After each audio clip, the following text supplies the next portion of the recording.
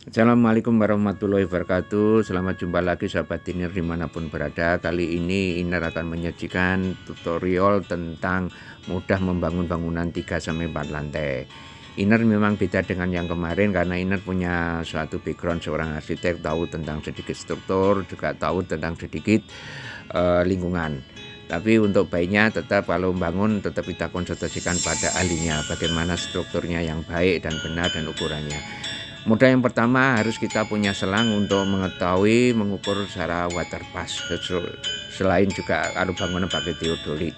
Yang berikutnya ada lot untuk menentukan kemiringan lurusnya dan tidaknya, dan yang berikutnya adalah benang, ada meteran, dan juga ada water pass. Juga kita sediakan juga catut, kawat, bendrat, paku, papan, usuk dan sebagainya. Setelah semua kita siapkan, kita pertama adalah set piring pembersihan lahan untuk kita tata lahannya, kemiringannya dan sebagainya biar lahan itu water pass. Setelah kita set piring, berikutnya sahabat Inner dipasang buplang.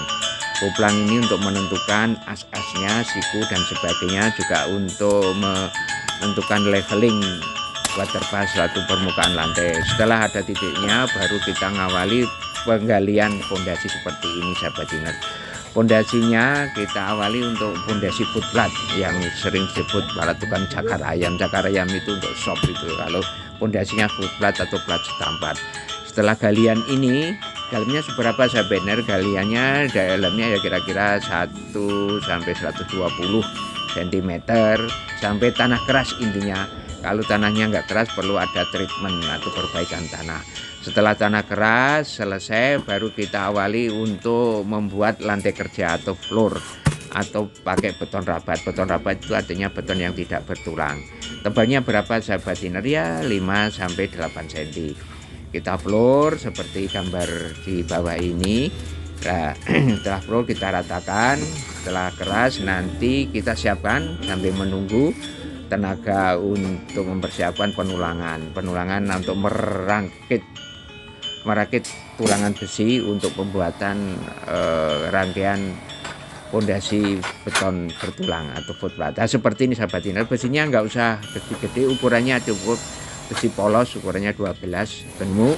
Dengan lebar berapa? Lebar ya kalau besinya fondasinya itu ukuran 110 cukup, itu ukurannya 1 meter kali 1 meter. Jarak antara besi cukup antara 15 sampai 17 cm. Sahabat Inner, setelah penggalian itu selesai baru kita awali. Setelah besinya juga selesai, kita turunkan besi-besi rangkaian untuk footplat itu, kita letakkan di bawah dan kita letakkan pada floor itu juga untuk menetralisasi dari kondisi tanah yang kira-kira sigma atau kekuatannya yang tidak sama. Berikutnya sahabat Inner, setelah kita pasang baru kita awali membuat kolom, pembesian kolom. Pembesian kolom berapa besarnya kolom ini? Kolomnya itu cukup untuk 3-4 lantai ya 30 cm kali 30 cm. Ya, sahabat Inner, besinya berapa? Besinya cukup untuk yang di sudut itu hanya 4 itu pakai besi ulir 13, yang lain tengah-tengah pakai besi 12 polos. Cukup itu sahabat Inner. Nah, kita juga siapkan untuk membuat bagel. Bagel apa? Bagel kolom. Ini bagel kolomnya agar kita bisa merangkai. Besi pembesian ini sahabat Inner sebaiknya untuk efektif dan efisien kita tugaskan khusus untuk orang pembesian untuk menyiapkan bagel, baik itu bagel slope, bagel kolom maupun bagel balok. Setelah terpasang seperti ini sahabat Inner, setelah selesai semua kondisinya, kita water pass, kita as lagi, kita tentukan jaraknya agar benar-benar karena mengawali pekerjaan awal ini harus hati-hati. Kalau ada kesalahan di awal nanti kesalahan itu akan beruntut karena bangunan ini bangunan 3 lantai sampai 4 lantai. Sahabat Inner, setelah itu selesai kita siapkan pengecoran. Sebaiknya pengecoran beton itu dengan menggunakan beton molen akan homogenitas cocoran itu baik. Ukurannya berapa sahabat Inner cocorannya? Itu ya pakai K25 sampai K250 atau pakai campuran 1-2-3, 1 semen, 2 pasir, 3 kerikil atau kerica. Setelah itu kita cor sahabat Inner pelan-pelan. Ketebalannya berapa sih untuk fondasi bawah beton bertulang itu ketebalannya ya 25 sampai 30 antara itu. Dan berikutnya kita siapkan untuk membuat bigesting papang. Bigesting papang ini untuk apa? Untuk kolom. Untuk kolom juga siapkan. Jadi tenaga bigesting ini kita tugaskan pada tukang khusus membuat itu agar apa? Agar efektivitas, produktivitasnya tinggi. Tidak usah mikir macam-macam. Itu kita siapkan. Setelah pengecoran selesai seperti ini, baru fondasi, baru kita siapkan pengecoran untuk persiapan apa? Persiapan kolom. Kolomnya kita cor seperti ini, tidak perlu tinggi-tinggi. Tingginya, seberapa tingginya kita siapkan untuk tinggi yang bisa ditumbuk untuk celup, ya.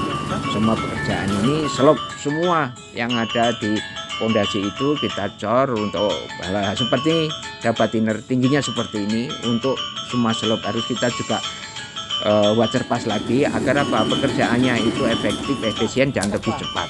Ini setelah selesai pengecoran footblad dan kolom itu kita huruk langsung dapat thinner. Kita huruk, setelah kita huruk terus kita siapkan lagi untuk persiapan pengerjaan celup, sahabat. Celupnya itu seperti apa? Jadi kita nggak perlu pakai fondasi batu kali, kecuali memang bangunan itu lebih tinggi dari tanah yang ada keringnya. Itu fungsinya batu kali bukan hanya untuk fondasi tapi untuk talut. Jadi kita siapkan apa? Kita menggunakan pakai ini, sahabat thinner, pakai apa? Rolak batu bata. Rolak batu bata ini gunanya untuk tumbuhan apa? Untuk tempat celup itu.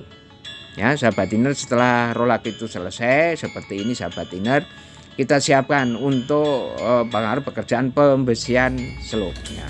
Selupnya berapa ukurannya, sahabat thinner? Nggak usah gede-gede lah, sahabat thinner. Ukurannya selupnya adalah tebalnya bisa 17 sampai 20, lebarnya tingginya itu bisa 25 sampai 30 itu cukup, ya. Karena celup ini fungsinya tidak hanya celup sebagai fondasi tapi juga fungsinya seperti balok, karena ini untuk bangunan bertingkat banyak. Setelah semua selesai, sahabat thinner, seperti ini rangkaiannya besi, lalu kita siapkan untuk pemasangan bigesting atau papan cetak untuk ukuran celup itu, sahabat thinner.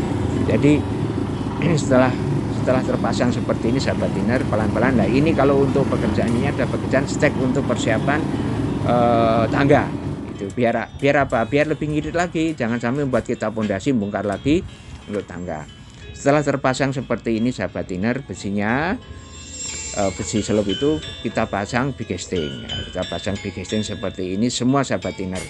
Ukurannya bigesting itu kita usahakan nanti bongkaran bigesting ini bisa kita gunakan balok. Jadi sahabat thinner perlu diingat untuk membuat bigesting, hati-hati, harus sama agar lebih efektif dan lebih murah. Setelah itu kita lakukan pengecoran, ya, pengecoran seperti ini untuk celup.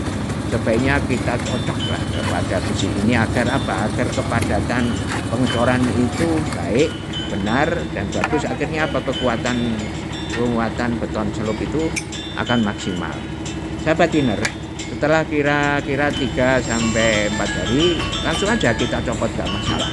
Kita copot di bigestingnya, kita lepas, dan papan-papan bigestingnya kita simpan untuk kita gunakan pada pengecoran berikutnya, ya. Pengecoran berikutnya itu bisa pengecoran celup lagi atau kita gunakan ini sama ukurannya untuk persiapan buat balok lantai 2, lantai 3 atau lantai 4. Sahabat thinner, kita sarankan untuk membuat bigesting itu jangan banyak ukuran bigesting.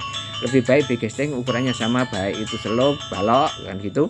Baik itu kolom lantai 1, lantai 2, lantai 3 dan sebagainya, agar membuat bigesting itu mempunyai efek yang luar biasa kaitannya pembiayaan. Sahabat thinner, setelah selesai kita cor seperti ini. Ya, ini gambarnya. Jadi jelas setelah terbentuk semua itu, setelah celup itu kita cor semua, jadi baru berikutnya apa, sahabat thinner? Kelanjutannya adalah kita membuat bigesting atau membuat pembesian untuk kolom. Sahabat thinner, ya, kolom-kolom ini semua harus kita siapkan untuk membuat bigesting. Sekali lagi, bigesting ini kita siapkan secara matang, kita tugaskan pada orang tertentu khusus konsentrasi untuk membuat bigasting agar biayanya cepat. Sahabat Thinner, untuk selop ini harus kita hati-hati karena selop ini tidak sekedar pondasi tapi juga sebagai pengaku untuk merigidkan secara struktur bangunan itu, baik dari goyangan dari samping, dari kanan maupun kiri, agar bangunan itu rigid terhadap salah satu mengantisipasi untuk bangunan itu tahan gempa atau tahan goyangan.